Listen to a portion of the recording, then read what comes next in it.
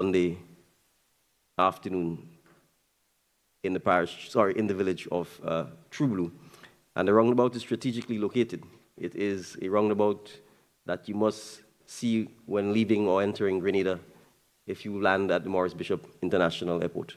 And so we wanted to signal to our CARICOM friends and colleagues the seminal importance of CARICOM to Grenada, and we could think of no fitting way than to have this roundabout. So again, I want to express my appreciation to the Secretary General and to my colleagues for ensuring that we were able to unveil the roundabout, which was part of Grenada's 50th anniversary of celebration, but really a tribute to CARICOM and the regional integration movement. I will now take the opportunity to invite Mr. LeBlanc to share some remarks with members of the media in terms of an overview of the current situation in Haiti and his general sentiments on the conference. Merci, Monsieur le Président. La participation de la délégation d'Haïti à cette 47e réunion de la CARICOM est particulièrement pour exprimer notre gratitude à la CARICOM, spécifiquement au groupe des éminentes personnalités pour tout l'effort qu'ils ont déployé pour We express gratitude to be a part of this 47th conference of CARICOM. C'est pour exprimer notre gratitude envers la CARICOM, mais particulièrement We express our gratitude to CARICOM, and particularly au groupe des éminentes personnalités to the eminent persons group qui ont conduit à des discussions, des négociations who would have driven these negotiations and the discussions entre le gouvernement du Dr Ariel Henry between the government of Dr. Ariel Henry et différents groupes d'opposition and the different opposition groups jusqu'au consensus du 11 mars until the 11th of March, qui a permis la formation d'un conseil de transition, de conseil présidentiel de transition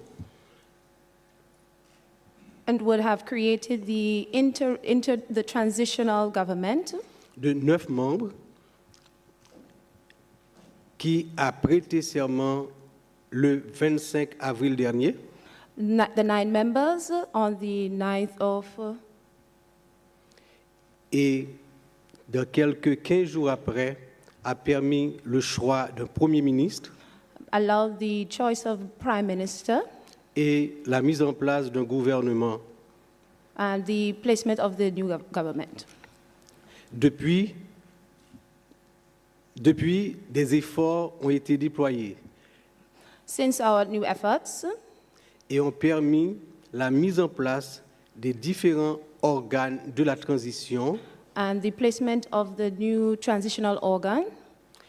À présent, nous sommes sur le point de constituer we are now going to put in place le Conseil électoral provisoire, our transitional electoral process or system, qui permettra la tenue d'élections générales, which will allow us to have our general elections à la fin de l'année prochaine, de l'année 2025. At the end of next year, 2025. Nous avons aussi We are also lancé le processus de la conférence nationale We have also launched our national conference, qui permettra de revoir la Constitution, which will review the Constitution, mais particulièrement de redéfinir les relations entre l'État et la société, particularly redefinition the relationship between the state as well as the population. Et aussi donner le ton pour les nouvelles orientations de fonctionnement de l'État d'Haïti. as well as they set the tone for the new state of operations. Les premières avancées sont dans un contexte difficile, It is within this difficult context, marqué particulièrement par la violence de gangs armés marked particularly by the gun violence, qui occupent environ 80% du territoire de la capitale d'Haïti that is currently taking place in the capital of Haiti et des villes du département de l'Artibonite. and in the other villages of the country.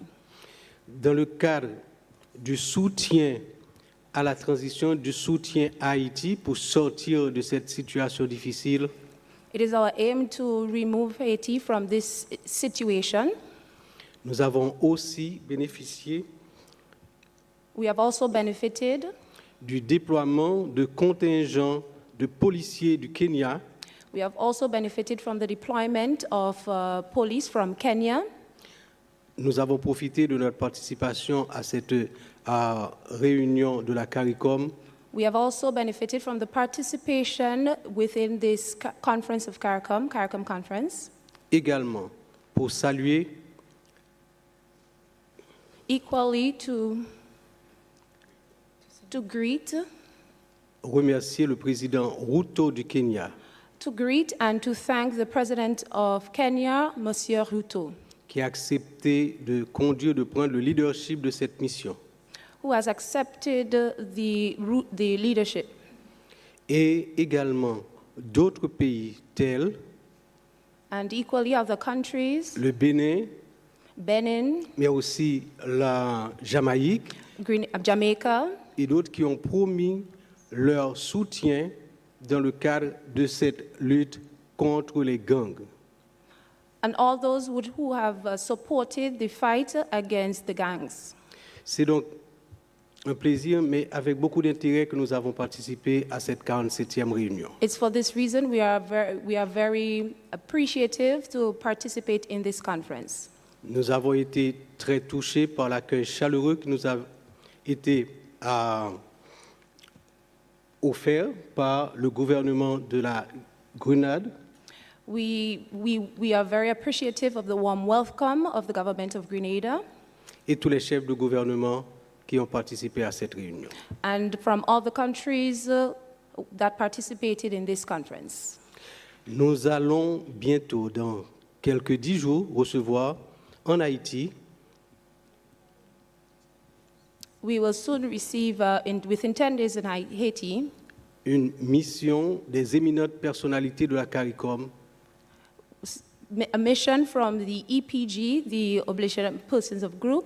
Ce ne sera plus dans le cadre du mandat de médiation entre le gouvernement en place et des groupes d'opposition, That will participate in the discussions between the state and the opposition groups mais dans le cadre d'un nouveau mandat to create the new mandate qui consistera particulièrement à veiller avec le Conseil de transition that will consist of various terms of the transitional government à la mise en place à l'application de l'accord du 3 avril entre les parties prenantes that will put in place the agreement from the 3rd of April et spécifiquement au suivi du processus électoral specifically the electoral process qui est lancé la semaine dernière avec la formation du Conseil électoral provisoire which would have taken place from our last discussions et qui va suivre son cours jusqu'au résultat des élections à la fin de l'année 2025.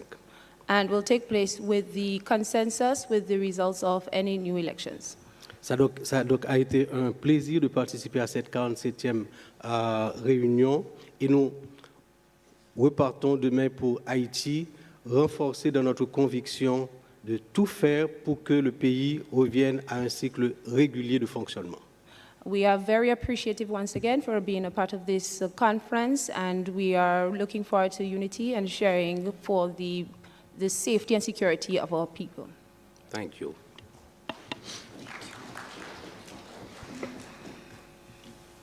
Thank you very much, Mr. LeBlanc, for your comprehensive remarks on the work that the Transitional Council is doing towards beginning the process of putting Haiti on a path to treating with its ability to, in what we hope is the not too distant future, to be able to hold elections. We want to point out that CARICOM also heard and discussed the humanitarian situation in Haiti. It is a situation of grave concern.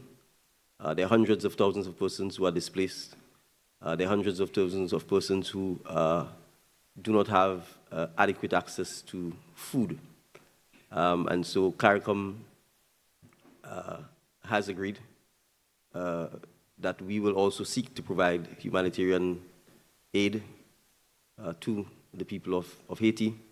And it's one of the things, as chairman, I will be working with our colleagues to be able to ensure that we can continue to support the people of Haiti in that regard.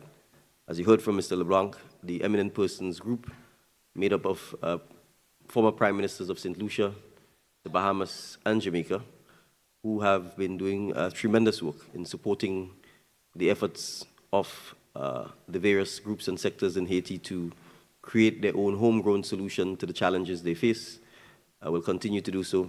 And they have been invited to visit Haiti in the month of August so that they can experience firsthand and engage firsthand with various groups and sectors so that they could report back to CARICOM on the current state of affairs in Haiti and how CARICOM can continue to assist and support our brothers and sisters in Haiti.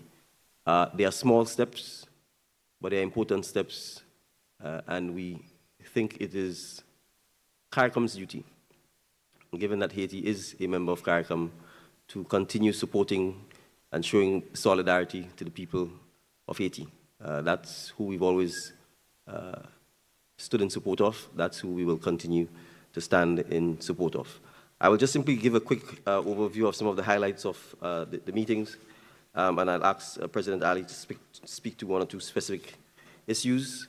CARICOM welcome an associate member, Curacao, at the opening ceremony, and we are quite happy to have them in the fold.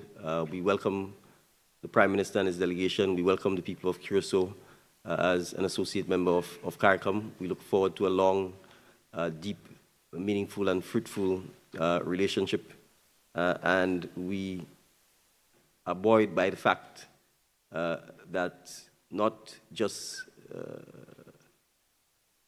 full members, but also associate members have the opportunity to partake in the affairs of CARICOM, and it demonstrates to us the continued validity, importance, and significance of CARICOM as a regional integration movement. We are in discussions with other territories within the Caribbean who also are seeking associate membership with CARICOM, and we expect that at future meetings, CARICOM will continue to grow and welcome other associate members to CARICOM. In terms of the business of the meeting itself, several areas were covered, from the CSME and the movement of free labor to advancing the CARICOM agri-food systems agenda. This is an agenda led by Dr. Irfan Ali, His Excellency the President of Guyana, so I would ask him to give a brief overview on this issue. I would also ask him to give a brief overview on our meeting with Mr. Ahmed Hussein, the Minister for International Development and Cooperation from Canada, who we had the honor of hosting at a breakfast meeting as part of this engagement. I will ask Dr. Irfan Ali to provide a brief overview of the meeting with the Minister and CARICOM's continued initiative on ensuring that food and food security remains a priority for us. Thank you very much. Thank you very much, Chair. First of all, allow me to say on behalf of all of the heads that that we are deeply appreciative to you and the people of Grenada for the kind hospitality and the resilience in which you hosted us. And we definitely better off after this meeting. As you said, there were tremendous successes from this meeting. Unfortunately, many of the advancement we made under the 25 by 2025 platform and program is placed at risk because of Hurricane Beryl. And we are, of course, conscious that this season has just begun, and the challenges ahead of us are going to be enormous.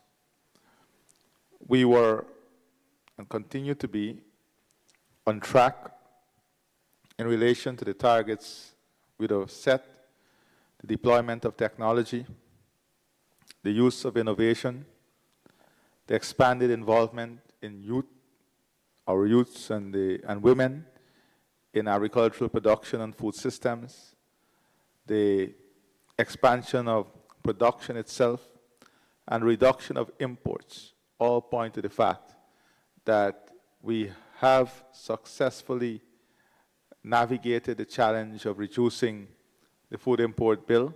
For a matter of fact, before Beryl, we saw a reduction in our food import bill of about 12%, sorry, and that is more than $500 million. We saw expansion in cultivation and expansion in production from almost every member state.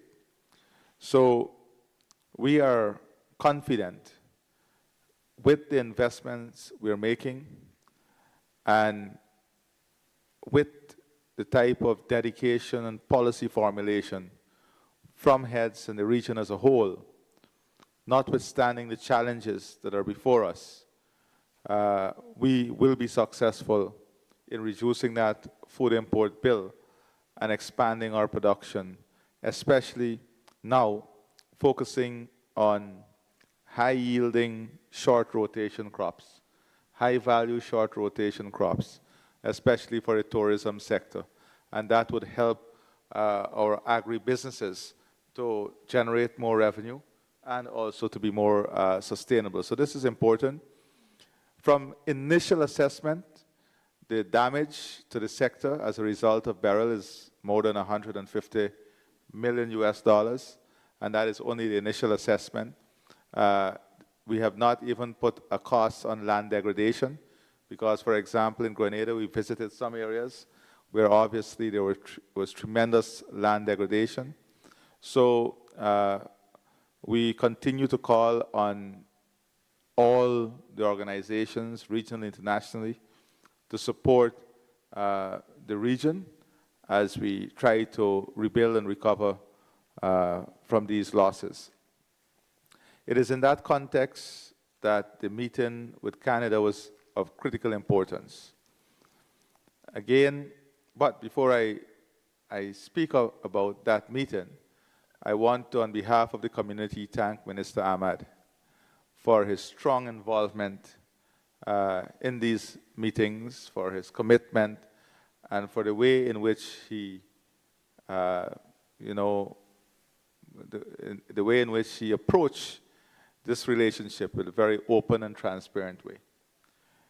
We have discussed with him, we were in discussion for a number of months, ways in which Canada can accelerate programs and projects for the region and can deploy in shorter time frame the support, especially support after Beryl, focusing especially on housing, digitization, upskilling, skills development, and investment in transformation of our economies. We asked that strong focus on resilience and sustainability include rebuilding our housing stock and supporting the rebuilding of the housing sector in the region. Canada was very receptive to this. For a matter of fact, in all of these areas, we're putting together a regional effort so that we can pursue these initiatives. Many countries are already working directly in a number of these areas, but we wanted to have a regional effort in pursuing the opportunities and resources that may be available to accelerate the rebuilding efforts. So we are optimistic about the possibilities, and we hope that the type of decisions and discussions that we've had with Canada would bear the fruits that we badly are in need of. So both on food security and in the targeted discussions with Canada, I think we have advanced a number of initiatives and priorities of the region. Thank you, Mr. President, for your remarks. I will just continue to summarize and then some of the issues that engage heads, and then thereafter I will invite members of the media to ask any questions that they may have. As you would imagine, climate change, sustainable development, the impact of Hurricane Beryl took a considerable portion of the time of heads.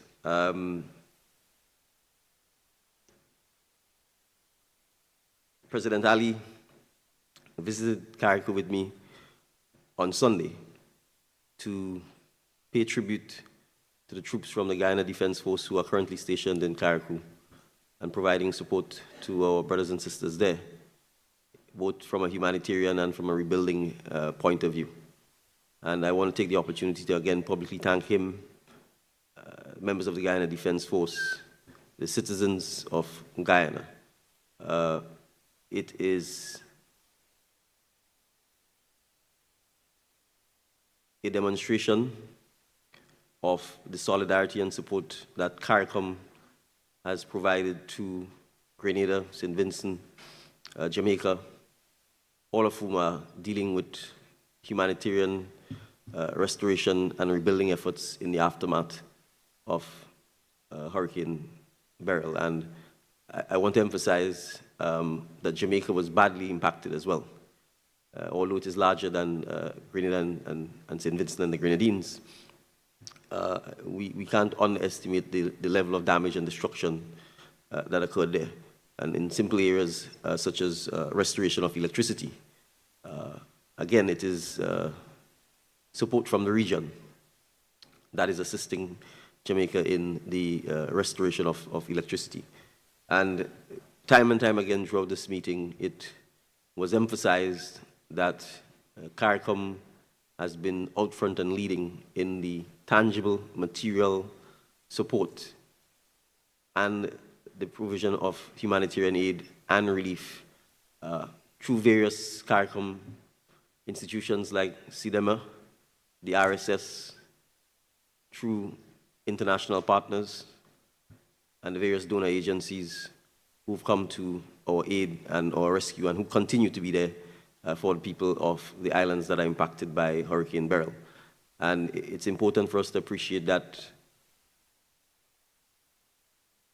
for many of our citizens, particularly in the Grenadine Islands, it is going to be a long, slow, painful, and difficult climb out of a very deep, dark place. The devastation has been tremendous. The psychological and emotional and mental impact has been devastating. The physical impact has been devastating. And so the financing needed to treat with all of those are significant. They are enormous. And extensive discussions were held on how member states are going to finance the recovery and the restoration. Significant discussions were held on the need for the international community to again step up and to ensure that climate justice takes place. We held a number of discussions as to the approach that CARICOM intends to take at COP29 on this issue. we anticipate that CARICOM will continue to speak with a single voice on some of these issues of climate justice and its impact on our lives. And we've pointed out that when we talk about this being an existential threat, we mean that. It is not just a threat to us humans, it's a threat to the environment, to a marine environment, to a land environment. And we are on the front line of this every day. So, as chair, we intend to pursue a robust and vigorous approach to raising the necessary financing to help our member states build back and build back better.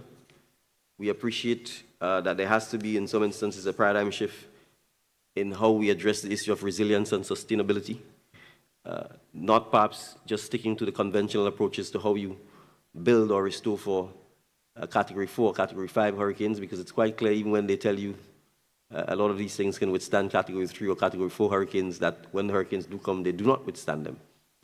And it's important for us to appreciate it's not just buildings, it's the energy system, the grid. Even when you're doing things like solar panels and so on, which we're told are built to withstand Category 4, Category 5 storms, they literally disappear during the storms.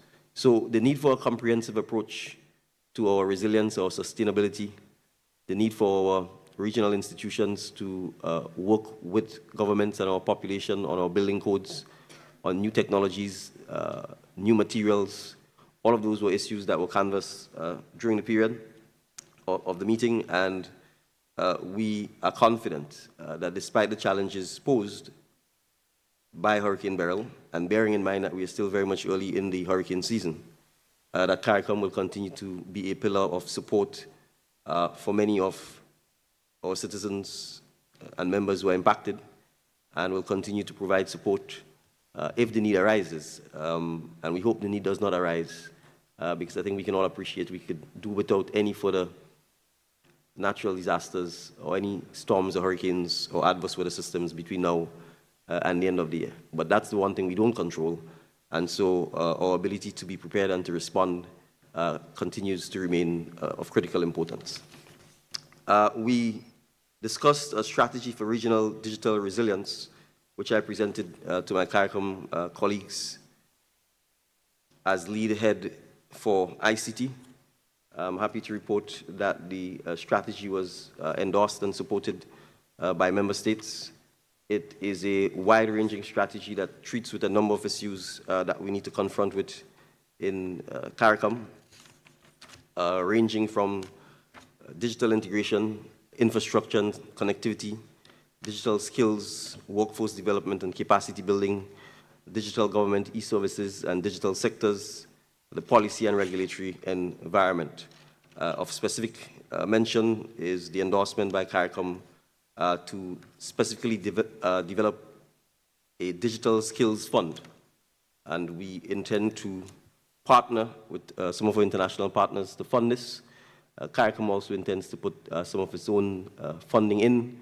The idea is ultimately to train 10,000 young men and women in specific digital skill sets throughout CARICOM, so that they can work in the Caribbean and not leave the Caribbean, but be able to provide their services to citizens globally. We see this as an important initiative in ensuring that we can continue to address the issues of unemployment and underemployment amongst the youth. And we had a youth representative from Grenada who eloquently and in a very articulate way raised some of the issues that affect young people. And we therefore fully appreciate that digitization, digital skills, and ensuring that we have a comprehensive digital strategy is going to be crucial if we are going to put our citizens at the forefront of the technology revolution that continues to take place. So again, I want to thank colleague members of CARICOM for unreservedly supporting the initiative and the strategy. And obviously, we will continue to provide updates on this as we go forward. We received updates on a number of issues, including the Belize, Guatemala, Guyana, Venezuela situation. We received an update on the situation in Cuba, and I want to pause here briefly to point out that, like Haiti, Cuba is also facing a significant humanitarian issue, which, to a large measure, almost single-handedly can be traced to the wrongfully imposed 62-year-old embargo of the United States of America on the people of Cuba. There are significant challenges for the average citizen of Cuba to be able to get basic items. We are deeply, deeply concerned that in this part of the hemisphere, that one government can impose policies on an independent state that has disastrous consequences for the citizens of that state.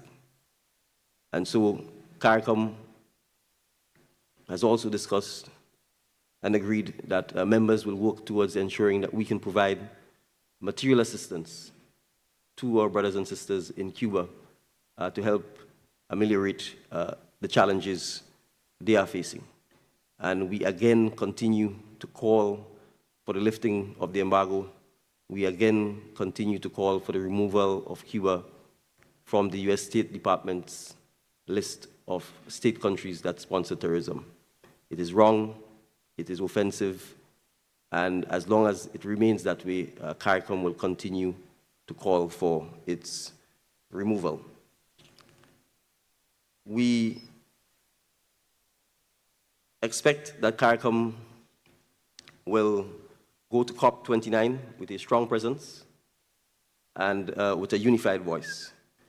And we were privileged to engage via video message with the president of COP29 from Azerbaijan. Similarly, we were able to engage via video conference with the Right Honourable Patricia Scotland, Secretary General of the Commonwealth. The Commonwealth meeting is upcoming in Samoa later on this year, and we expect that CARICOM members will be taking part because this is another important international forum to advocate for many of the issues that touch and concern small island developing states. Of course, climate justice being at the top of this agenda. One final item I want to raise is the fact that we received a report from Dr. June Suma as it relates to the work that the Forum of People of African Descent, the Permanent Forum of People of African Descent, which she is a member of and which she chairs, the work that they have been doing.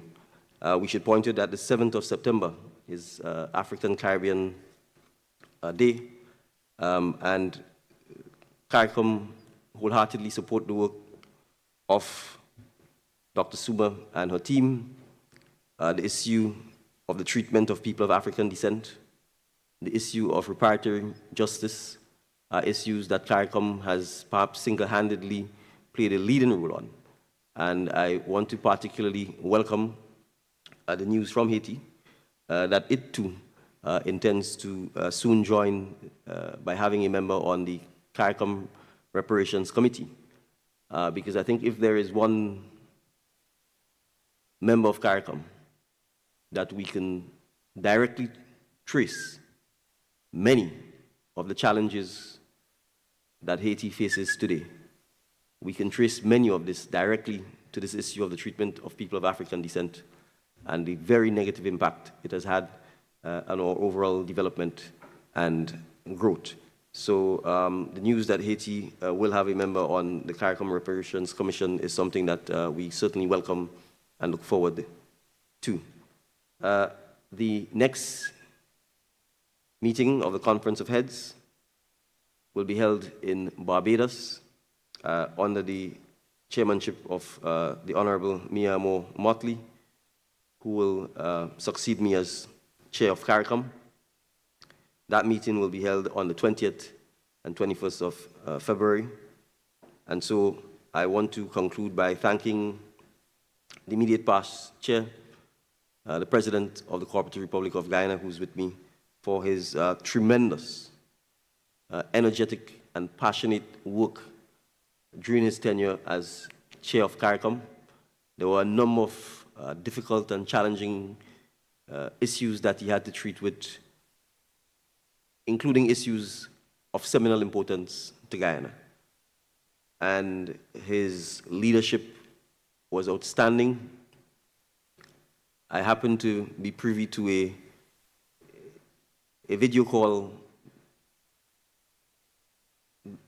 where the former Prime Minister of the Bahamas said to him that he was extremely confident that the leadership of the region, that the leadership of Guyana was in good hands, having had the opportunity to work with the President of Guyana. And I too want to openly say that I am confident that the people of Guyana and that the region will continue to benefit from his excellent work and his excellent leadership. And so I thank him for the time that he chaired. I can only hope to be as half energetic and as half passionate as he is. And I certainly pledge over the next several months to do my best to continue his work, to continue the work of the membership, so that when I hand on the baton, we can continue being proud of the oldest surviving integration movement in the developing world. Thank you very much.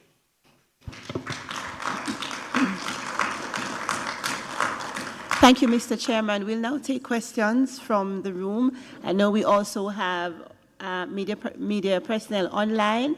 We'll take 2 from the room, then go online.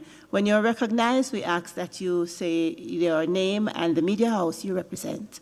Excuse me. Go ahead, please. Yes. Peter Richards, Caribbean Media Corporation, CMC Barbados. You spoke about tremendous successes.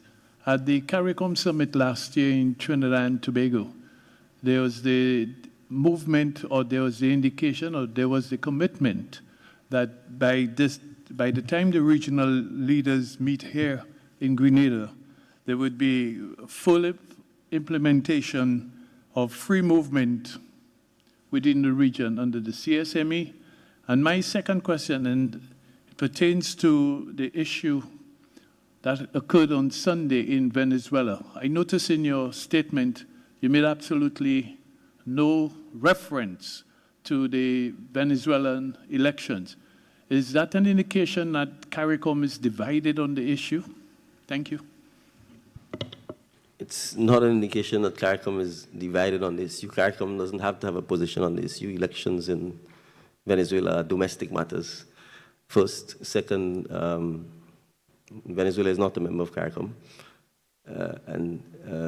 Third, I think we expect, and it has already happened, that members will indicate their positions. CARICOM noted the fact that the elections had taken place. We are happy with the fact that the people of Venezuela got the opportunity to exercise their democratic right to engage in elections. And so, no, there is no division within CARICOM on the issue, because there's really no need for CARICOM to have a division on the issue. I wasn't sure if there was a question on the free movement of labor. You seem to just simply noted that the expectation was that by this meeting there should have been full implementation of free labor. What I can say is we are not there yet. We continue to engage with some of the issues that require us to get there. But we certainly will continue doing the necessary work to be able to realize the ultimate vision. So what are the impediments? Well, I'd prefer not to give you what the specific impediments are, other than to say that we will continue to work and engage on some of the outstanding issues. Thank you, Chairman. Question from here. Crystal Hoyt, Caribbean Broadcasting Corporation, Barbados. Is CARICOM prepared to do more than send troops and humanitarian aid? Given the dire situation in Haiti, is there any consideration to give visa-free access to Haitians to other Caribbean countries within CARICOM? Well, I would say the very specific issue you raised was not discussed. I think we have to understand the situation in Haiti, and we have to understand what it means to be impactful. In our discussions, the foreign minister made the point, for example, that Haiti can grow its own food. It has the water, it has the land, it has a security challenge. So giving Haitians visa-free access to CARICOM countries isn't going to solve the security challenge. Right? So what we are seeking to do is to ensure that we continue to support the Transitional Council, that we continue to raise the advocacy for the fact that the multinational security force, which has to assist with stabilizing the security situation in Haiti, requires significant resourcing. If those things happen, it makes it easier for the security situation to be stabilized. It makes it easier for the displaced persons to go back to their respective homes, villages. It makes it easier for the existing humanitarian aid, which is coming to Haiti, but oftentimes may have difficulty being distributed because of the security situation, to reach the persons who need it. And then it makes it easier for Haitians to actually begin to grow their own food. So we have to appreciate our own capacity, capabilities, and try to ensure that the strategies that we support are strategies that will ultimately be impactful and more long-lasting to stabilizing the situation in Haiti. Thank you, Mr. Chairman. We'll now take 2 questions online. We recognize you in the order in which your hands were seen, starting with Dennis Chabrol. Please go ahead with your question. Thank you. Good afternoon, Dennis Chabrol, WR Waves on the Caribbean News Desk. Mr. Prime Minister or Mr. President, can you say, first of all, why didn't CARICOM come out with a united position on the need for a verification of the votes cast in Venezuela's elections? And secondly, what form will the humanitarian assistance be providing to Haiti? Will it be food, for instance? And how do you guarantee that in light of the security situation, that these supplies will reach the intended beneficiaries? All right, Mr. Chabrol, I'll confess I had difficulty with understanding most of what you asked. I think I was clear on the second question, so I will attempt to answer. A decision as to the type of aid that members would take was not actually reached at the meeting. My job as chair would be to engage with members and coordinate as to the type of aid or assistance that is provided. What we expect is that each will give according to its means, and I think that's really the principle that we agreed upon. But I'm not clear on what the first question was at all, so perhaps if you can repeat it and just go a little slower, it would be clearer for us. Thank you, Mr. Prime Minister. My first question is, why did CARICOM come out with a united position on the need for a verification process of the votes cast in Venezuela's elections? I'm not even sure I could respond to your question, to be quite honest.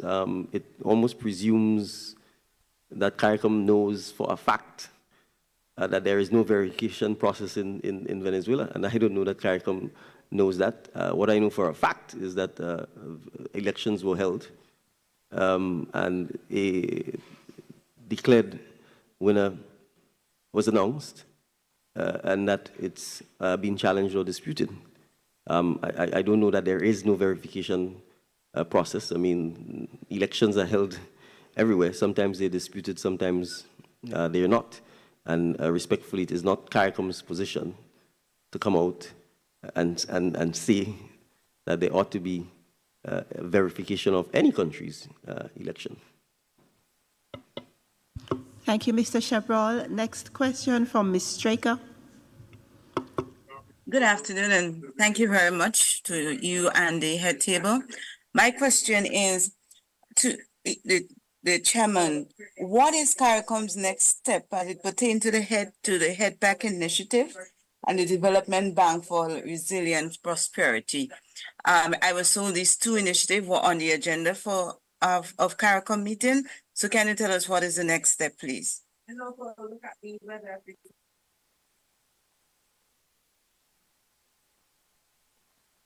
All right, well, the Digital Resilience Bank was not on CARICOM's initiative, nor is it a CARICOM initiative, so I can't speak to that. The other initiative, which is a health initiative, currently it is being led by Barbados, Guyana, and Rwanda. An overview of where they are was presented to CARICOM, but there was no requirement for CARICOM to take any next steps on the initiative. The two member states who are leading the initiative will continue to do so, and if other members wish to join in with them, they will exercise their right to do so. Thank you, Mr. Chairman. Our next question from the room, sir. Good afternoon, Berthany McDermott, Our News, Bahamas. Mr. Chairman, you spoke about climate change. So my first question is, what will be the position from CARICOM as we head into COP29, or what will be the messaging, considering this won't be the first time that we would have gone to an international stage to make a plea, but as we have heard, not much has been done. There hasn't been much tangible response. So what will be the messaging and what will be done to ensure that we get some kind of a response? You also mentioned, as it relates to Beryl, the extent of damage. Are you able to give an estimated price tag on how much CARICOM estimates it will cost for the recovery or rebuilding effort? And my last question is if the delegation from Haiti, if someone would be able to just give a first-hand account of the current situation on the ground right now in Haiti. We heard from some of the other leaders, but if you could just give a first-hand account as to where things are and how things look right now on the ground in Haiti. Thank you. All right, I'll ask Haiti to take your question, and then I'll answer your first two questions.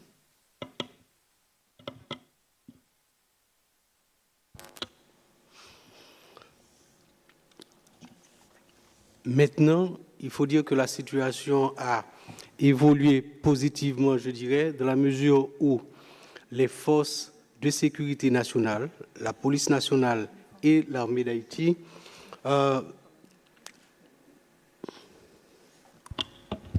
There's been some positive evolution in the situation now that the national police, alongside the Haitian military and the international force, have been deploying joint operations in the metropolitan area. Et les premières opérations déployées et effectuées par la police nationale accompagnée des troupes kenyanes ont permis de reprendre l'hôpital général, le principal centre hospitalier de la capitale, et de consolider à l'heure actuelle tout le périmètre de cet hôpital.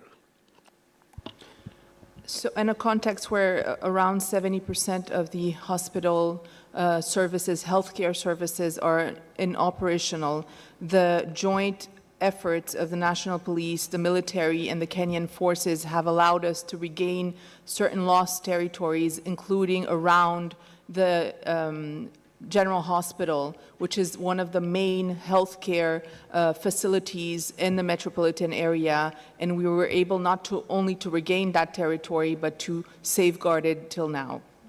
La vie commence à reprendre dans les rues de la capitale et dans le reste du pays, dans le nord comme dans le sud. La vie a repris quasiment totalement et environ 80 000 étudiants en 9e année fondamentale ont subi les examens officiels réussis la semaine dernière. There are signs that life is regaining its normal course in many parts of the Port-au-Prince area and other major cities of Haiti. What we see is a sign of life retaking its normal course and the economic situation improving.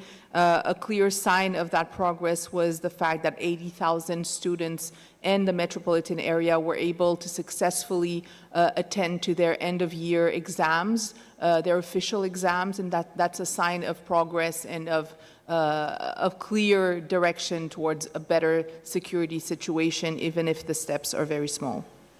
Parallèlement, le Conseil présidentiel de transition et le gouvernement mettent en place les organes de la transition pour permettre sur le plan institutionnel, nous avançons vers les élections à la fin de l'année prochaine. Meanwhile, the Transitional Council, Presidential Council, is taking all of the institutional steps needed for us to securely advance towards the electoral process. All right. Thank you. And in relation to the damage assessment is still ongoing. Today is the 30th of July, so it's only 29 days. And in many instances, the initial, what you would have had was initial damage assessment or rapid damage assessment. And oftentimes these estimates are really based on loss and damage. It doesn't include economic loss, business disruption, and the actual cost of rebuilding. So I can tell you, for example, that in the context of Grenada, we would have received very, very rough preliminary estimates of damage to the housing sector, even when we had not concluded the assessment in CARICOM. And easily, this was placing it in the region of over 400 million EC dollars. In the agriculture sector, again, millions of dollars. So the truth is, between agriculture and housing alone, we expect the loss and damage to be somewhere in the region of 600 million. And that is very preliminary estimates. There's been significant damage to the marine environment and the ecosystem in CARICOM. The mangroves have all been badly destroyed. All of this needs to happen. We are not yet in the damage and assessment that I'm referring to here. We are not talking about the water system. We are not talking about the electrical system, the transmission and distribution grid, which was completely destroyed. So, the fishing sector, the fishermen, significant loss. In the aqua and mariculture, significant loss. So I don't want to simply throw figures out for throwing figures out sake, but our anticipation is that based on preliminary estimates, we expect as much as 1/3 of Grenada's GDP to be the potential loss and damage. And to put that in context, we're talking about $1 billion. Right, on the issue of COP, one of the things we discussed was the issue of how do we get the funding to treat with the rebuilding effort, to treat with the restoration and the relief effort. So we anticipate that our approach to COP29 would be different. Our approach would really be about the specific funding of the loss and damage and the rebuilding efforts that our member states have suffered from. Because it's not just the loss and the damage and the rebuilding, but it's the adaptation and the mitigation. And this is critical because this may be a cataclysmic event, but on an ongoing basis, small island developing states are on the front line of this issue. Prime Minister Gonzalez talked about the fact that in the case of St. Vincent, he's had to deal with 11 natural disasters, including volcanic eruptions. So that is the approach we intend to take when we go into COP29.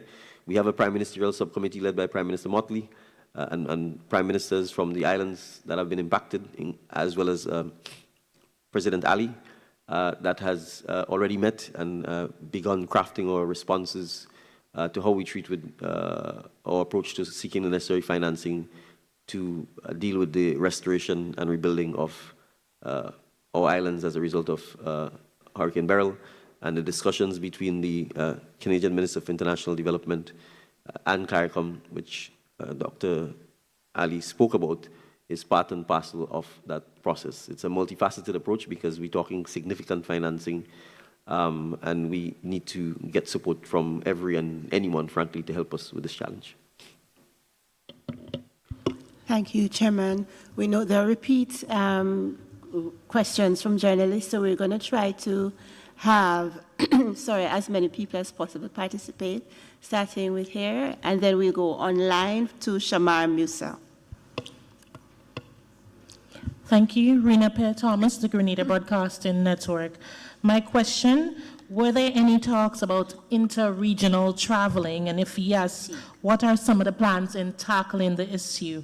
Secondly, in speaking about climate change, were there discussions on a collaborative effort in tackling the shift from fossil fuel to renewable energy? Yes, discussions on maritime air and sea transportation for regional connectivity were part of the discussions. We received a report from Antigua and Barbuda as to its ongoing efforts with LIAT 2020. In fact, the delegation from Antigua traveled to Grenada with St. Kitts and Dominica on their LIAT 2020 plane. So we received an update there. I can't give you specifics, but I think there's some optimism that ultimately LIAT 2020 can begin to operate and provide additional air service there. There has been an ongoing project to deal with maritime connectivity between Guyana, Trinidad and Tobago, Barbados, St. Vincent, and the Grenadines. Significant work has been going into this. The key thing is finding the appropriate vessel. The idea is to start first with cargo, because we want to certainly increase intra-regional trade, and then ultimately the movement of persons as well, but finding the appropriate open water craft that can treat with roll-on and roll-off vehicles and can treat with the type of cargo that we want to trade is still, in a sense, the biggest issue that needs to be addressed. And the team that is tasked with doing this is continuing the research on finding the right type of vessel. If that happens, then we anticipate that with the amount of work that has already been done, then the reality of this happening would then become more likely. Right, the second question was? Regarding any discussion on moving from fossil fuel to renewable energy.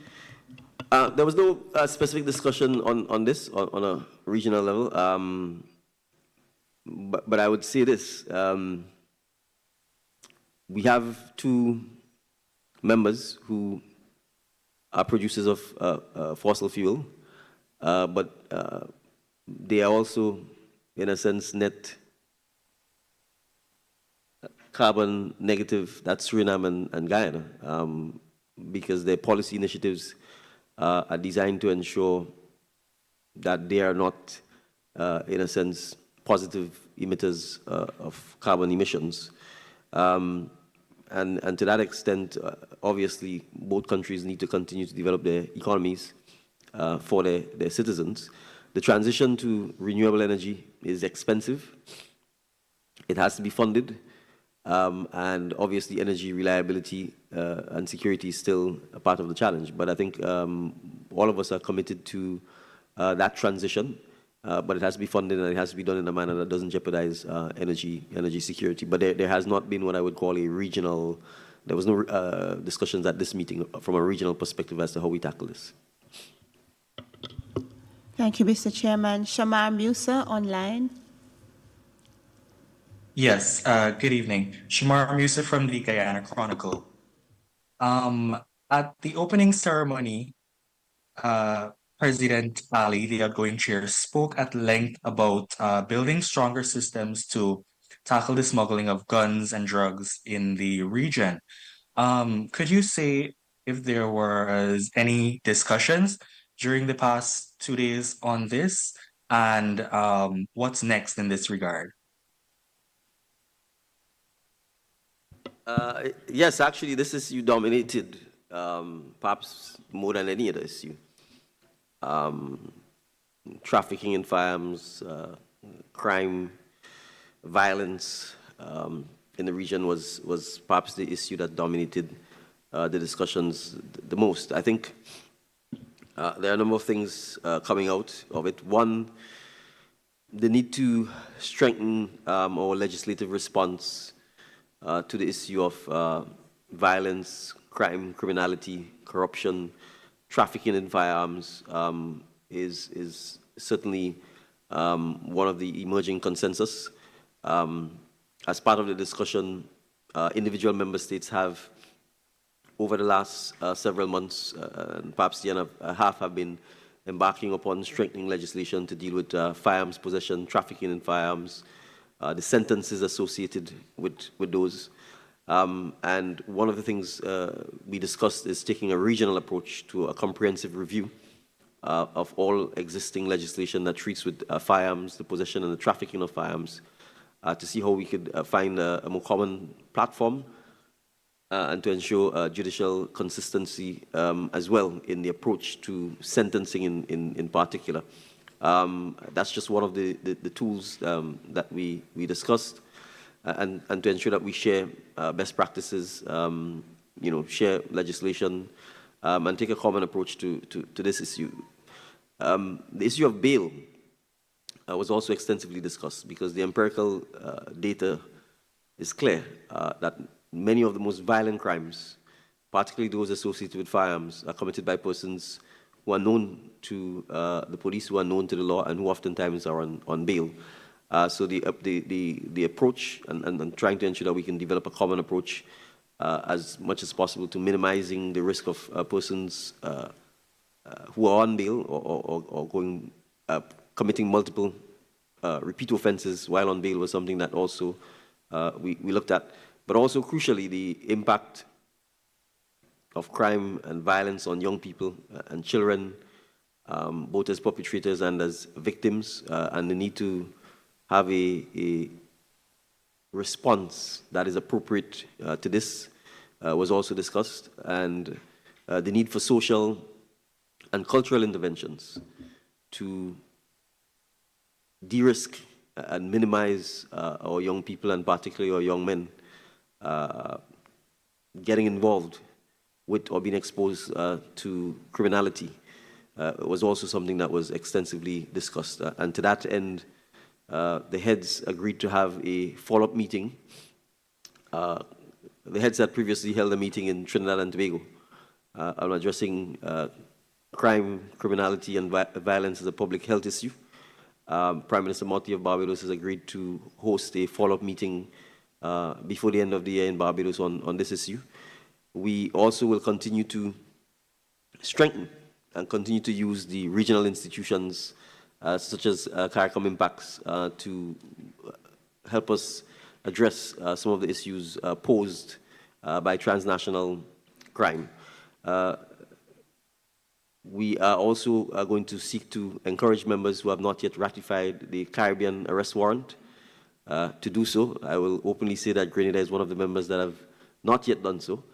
St. Lucia and Barbados, I think, have already done so. We'll be encouraging all our members who have not signed to sign, and those who need to have it ratified, so we can also address, who's it?